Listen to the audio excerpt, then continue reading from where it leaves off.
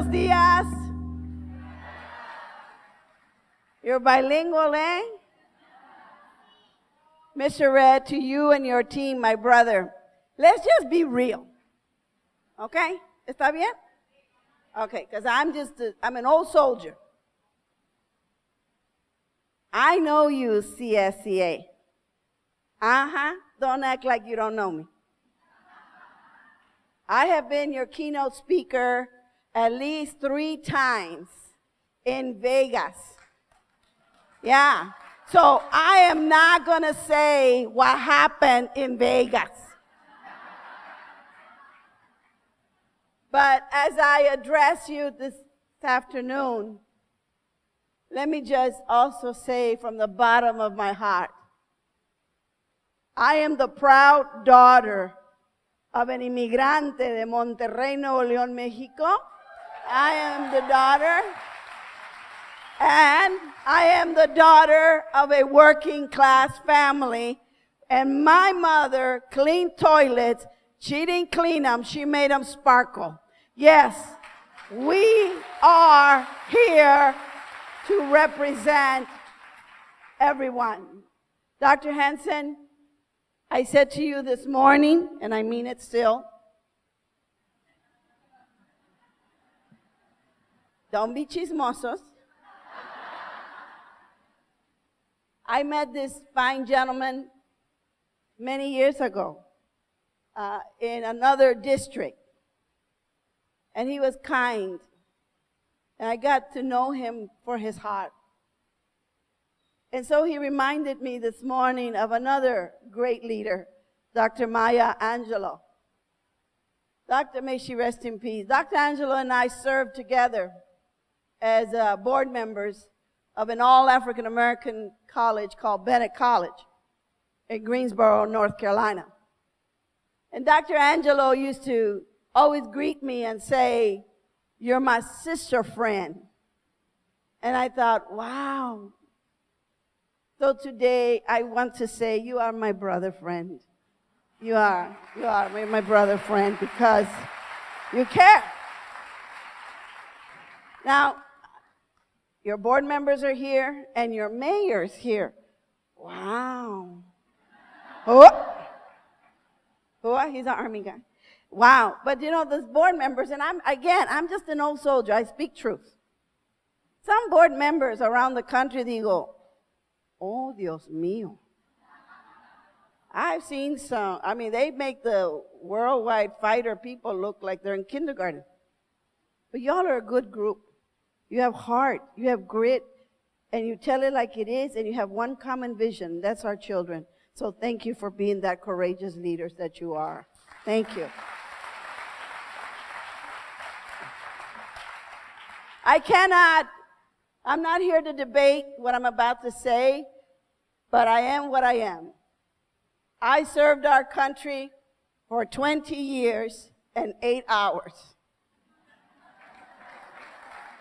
So to all our veteranos, our veterans, or if you have a son or a daughter that has chosen to serve, please stand and let a grateful nation say thank you.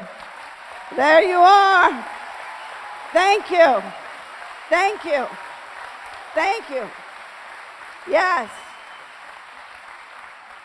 And welcome home. You know, can you imagine what the word leadership means?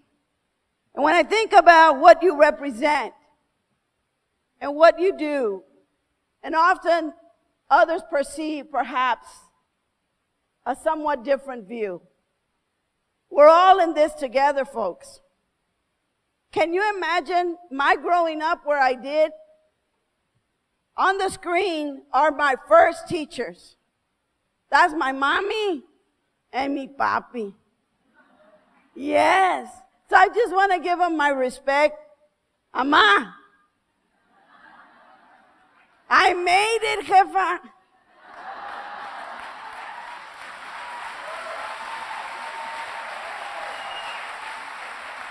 Gracias. I want to thank you for loving me. I loved you, but I didn't like you a lot. But I forgive you Please forgive me. Jefe, thank you for working all those jobs. Thank you for never being ashamed. Thank you for loving my mother, although I didn't know why. Thank you for raising 10 of us on $400 a month, but never saying we were poor. Gracias. Thank you, gracias. You know, thank you, manito. Now let's get real. Leadership, right? You want to put them on that leadership framework. But my mother did not play around. My mother was not a new age thinker like, let's talk about this. Right? Now, I believe in gender equity. All right? And my father was this machista guy. He used to always love to say, es lo que yo diga. And I'm like, why is he acting like that? We know who the real power is. Right? So whenever he would try to exercise his leadership, que yo diga, we would look to my mother. My mother would say, let your father have his moment. We're a house of respect. Tomorrow morning, we shall have an answer. I don't know what happened that night, but my father would wake up a totally transformed man. And he would say something like this, pues la pensé otra vez. And a leader can change his mind. And we would look again to my mother. Gracias, jefa. Thank you. So Mrs. Hanson, 31 years, we still know who's in charge.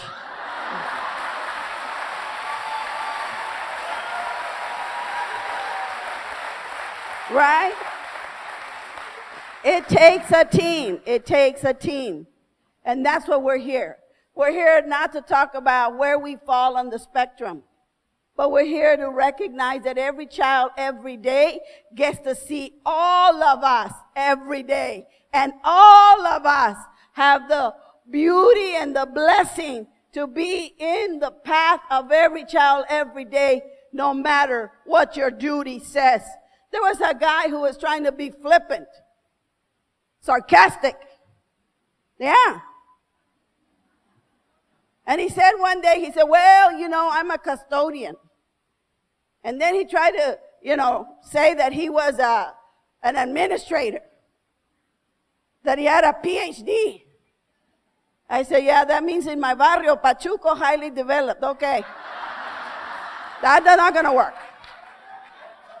I said, sir, with all due respect, you say custodian. Well, guess what? We're all custodians of our children every day, every way.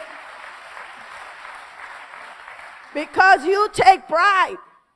Can you imagine if Dr. Hanson was to call the office of any school and you answered, Riverside, what do you want? Come on.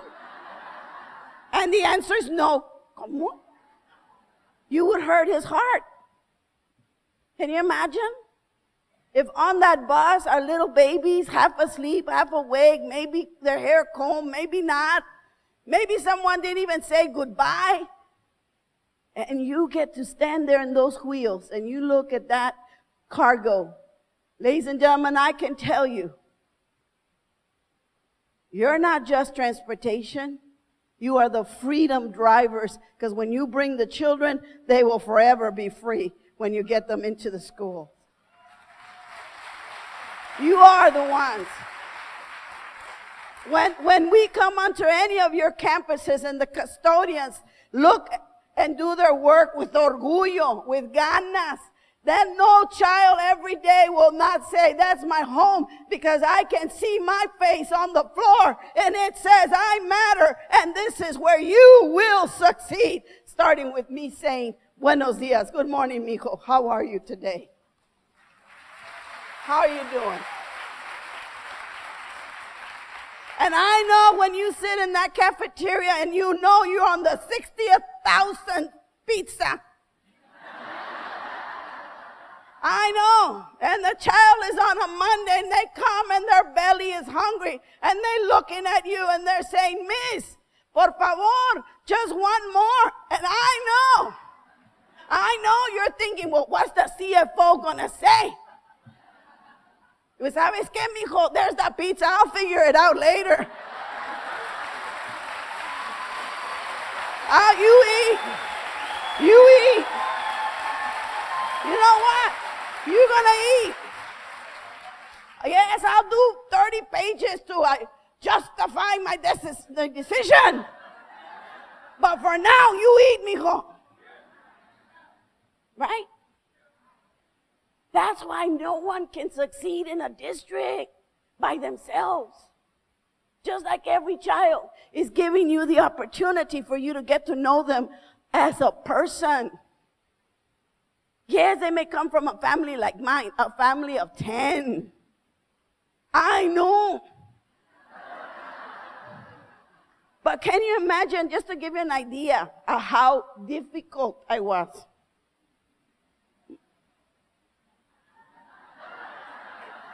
I come from a family of 7 brothers. Yes, I come from a barrio. My barrio had a special name. El Rincón del Diablo. The Devil's Den.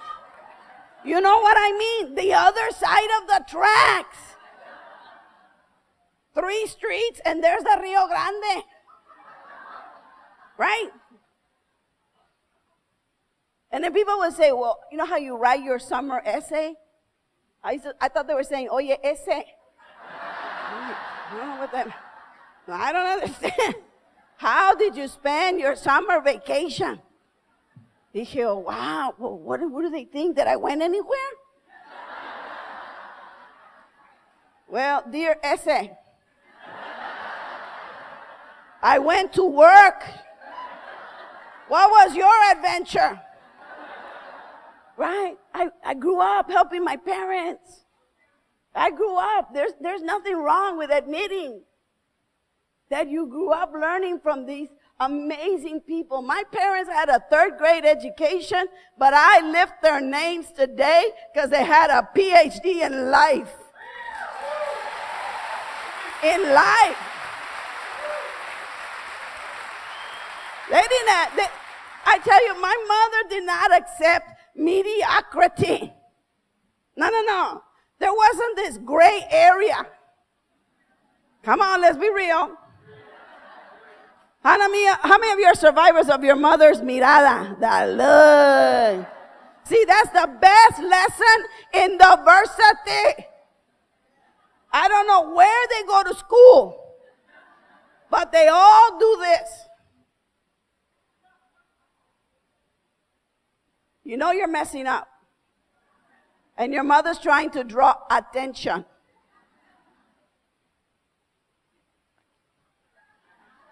And, you know, I'm a street kid. My homies would say, hey, Chelo, that's your mother, man. That's your jefa. No, that's a nice lady. But let's be real. When my mother was done, she didn't even have to say it. She would just go, mira, hija tu madrina. Okay.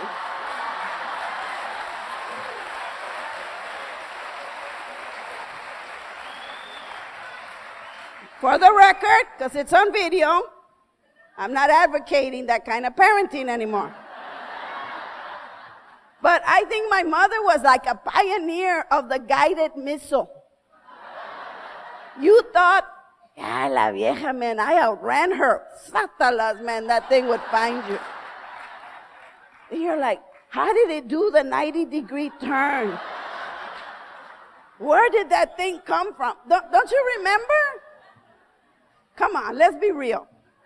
And they would sit there and say, mija, this is going to hurt me.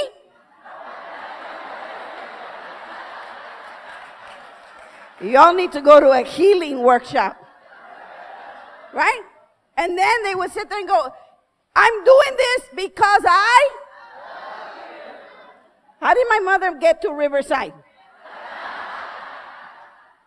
But every child, every day, comes to you with a story.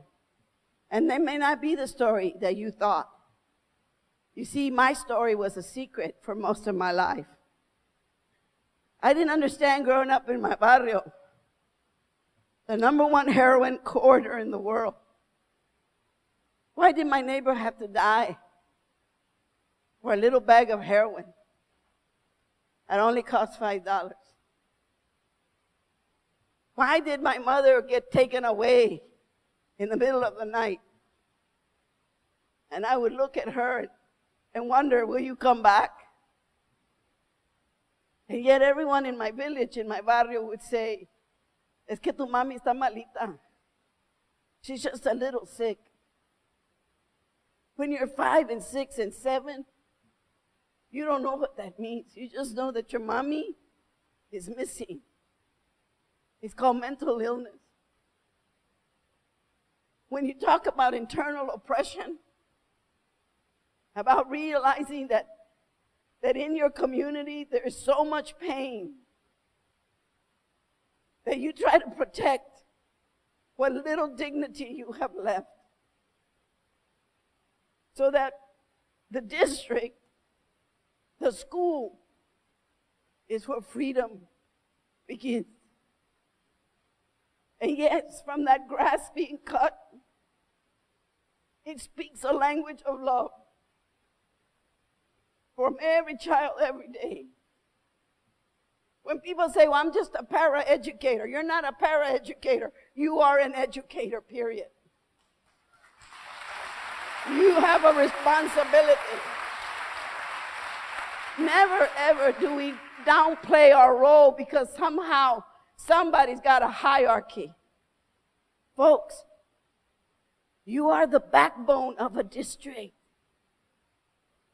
And all of us have a gift and a talent, just like every child. When I was going to school, my father told me something. We were in Mexico, and I was with my papi. As you can see, I idolized him. 7 brothers. My father had to really keep me on a tight leash, because this is what he said one day. Out of the 7 boys, Chelo, all of them together don't add up to you. Now you know why the army was like kindergarten to me. So my dad had to just tenerme aquí all the time. He had to watch me because I didn't realize that I was gifted, that I wanted to build things. I wanted to break up things. I had a curious, critical mind. But a kid like me, no, because what is she? ELL? Oh, okay, well, we're going to put her over here. What's that? LEP? Okay, well, then maybe she'll be over here. What's that? Economically disadvantaged? Oh, wow. What's that? ADD? And HD? Oh, my. Where do we put them? It got to where I didn't understand the dialogue between my teachers, because I said, excuse me, miss, which of the 19 labels are you talking to? You see, every child every day doesn't need to have a label. We have but one way to say they're our children, period. That's it. They're our kids. They belong to us. They're our kids. Right? But here I am in Mexico, and my father tells stories about going to El Norte.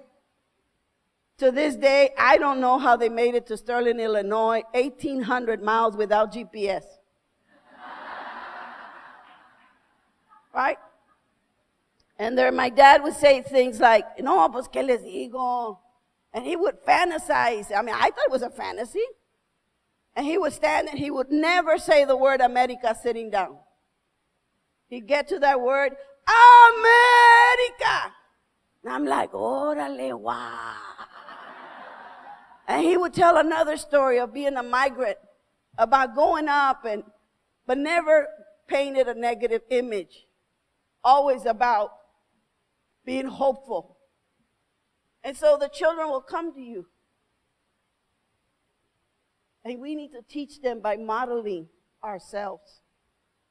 We need to help them, even when they're angry and confused and hurt. We need to go deeper into that, underneath that surface, and see where does this come from? And so I loved America, and we were in a bus. Have you ever been in those buses in Mexico? That 500 get in, but the capacity is 50. Right? And chicken's right free. Está todo el plumero ahí.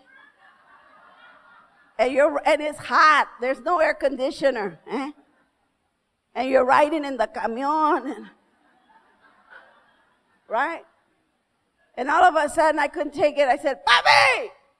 He stopped the bus. We all spilled out. Chickens flew out.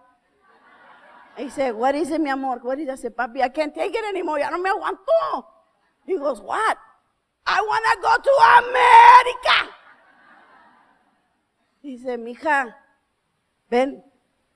And we sat on a curb. He said, Consuelo, I have news for you. You were born there. He says, mija, America is a spirit. Le toca el alma. I go, what do you mean? I don't feel anything. He said, mija, what do you see right now? I said, well, I see a lady, papi, and she's begging, I think. He says, sí, hija. Is that a baby she's hiding?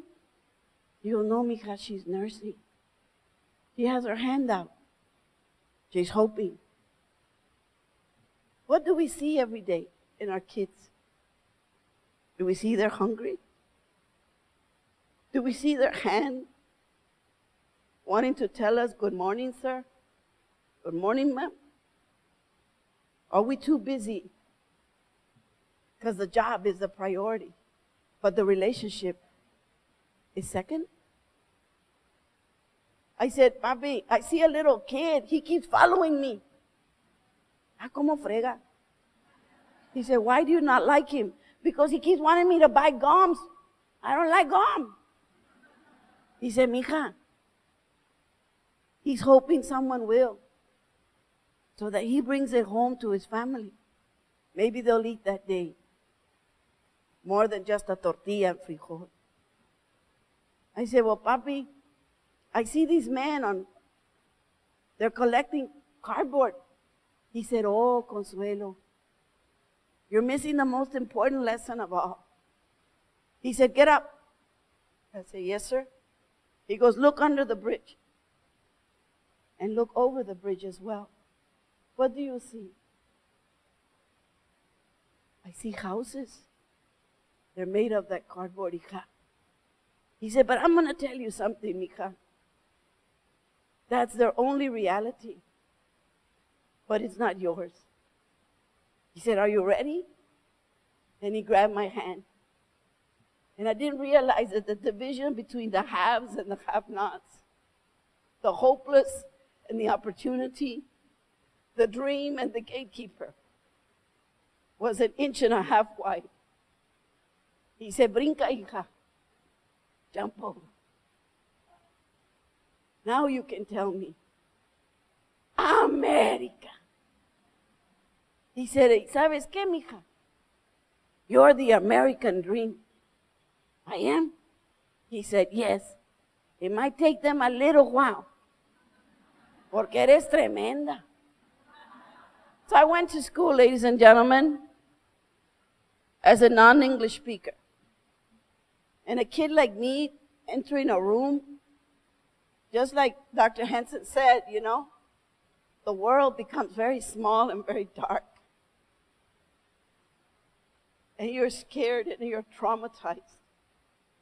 But I immediately, because I'm a kid from El Rincon, I looked around.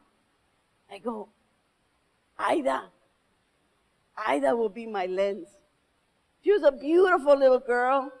She spoke English. I didn't know it was Spanglish. And Ida dressed beautifully. I thought, who bought her that dress? My dress came from La Segunda, right? My shoes were from La Justicia, across the border. But I thought that maybe she would see that every child, every day, that we didn't understand difference, that we were just one. We were kids. So I went to Aida and I said, Oye, Aida, ¿tú hablas el pretty English? And she was so cute. She goes, yes, I do. I said, ¿tú me ayudas? You help me? She said, well, what do you need? I said, Aida, es que no le entiendo ni jota a la maestra. I don't understand a thing she's saying. She said, well, don't worry. You'll learn. Le dije, mira, let's make a deal. ¿Ah? ¿Hacemos un trato? She said, okay. Well, what are you going to give me? I said, look, I pointed to this box. I didn't know it was called a lunch box. I said, ¿qué es eso? Because it's a lunch box. I said, open, abre. She opened it and a beautiful white bread and I don't know what else was in it. I said, oh man, that looks really bad. She said, no puede ser. I said, Aida, I have something better for you. She said, you do? I said, órale. I opened my little brown bag. I took my papas con huevo taco and I said, here you go. You're going to be just fine. She said, and she ate the whole thing. Talk about quality control. I think she's working at Boeing now. I don't know. She said, I'll help you with English. But tomorrow, mañana. I go, ¿qué pasó? Mañana? Yes, 2 tacos.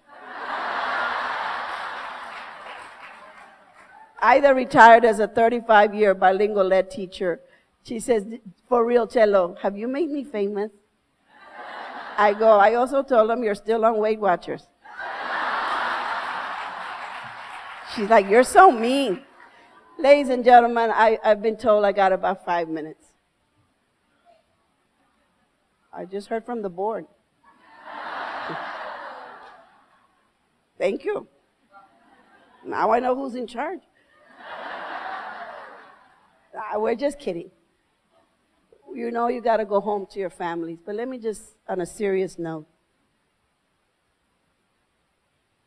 I didn't realize growing up that I had to give up one for the other. That I couldn't learn English, but I must forget my Spanish. That they would put my little hands out and would hit me with rulers. That they told me that my name could not be Consuelo, that it had to be Connie. I defied that. I get to see the principal. I'm supposed to be expelled at the age of 6. My principal is trying to make sense of all this. This idea of equity and inclusion and sensitivity and self-respect. And I'll never forget her. I love you, Mrs. Trevino. But she got down to my eye level and she spoke just like this. What is? Le dije, órale, I'm learning the wrong English. I didn't know it was phonics. See, we don't know. We don't understand curriculum and instruction. We just know that we're different. And I said, well, maybe I need to answer or model. Le dije, Miss, a ver, one moment. Because she said, what's wrong with Connie? Le dije, un moment. I don't know her.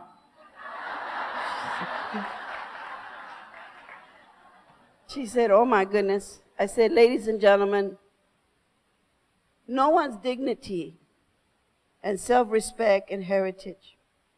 As I said this morning, in visiting Appalachia, or visiting the Spanish Harlem, and everything in between, whether it's the migrant fields in Washington State, where our gente makes those 5,000-mile trips, All of us are in this for one reason.